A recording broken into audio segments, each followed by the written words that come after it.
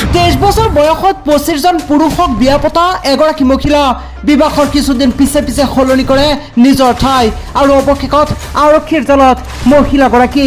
এইগৰাকী মহিলালৈ মন কৰক, লটাৰী দোলখান হিচাপে খ্যাত এইগৰাকী অনুৰাধা।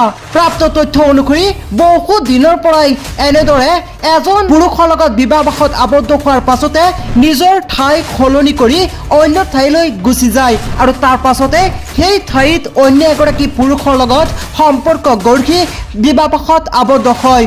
এনেদৰে মাত্ৰ 23 বছৰ বয়সতে 25জন পুৰুষৰ লগত বিবাহত আবদ্ধ হৈছে এইগৰাকী মহিলা আৰু অৱশেষত এগৰাকী ভুক্তভোগী এই কথা গম পোৱাৰ পাছতে আৰক্ষীক খবৰ দিয়ে আৰু আৰক্ষীক খবৰ দিয়াৰ পাছতে মধ্যপ্ৰদেশৰ ভূপালত আটক কৰা হয় এইগৰাকী অনুৰাধা পাছনক।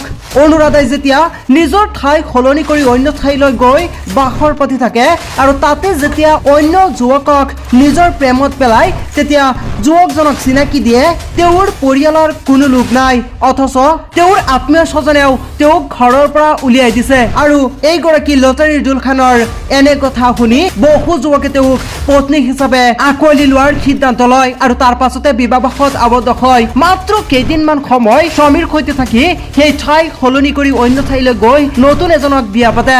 আচৰিত নহয়? এয়াই সঁচা ঘটনা।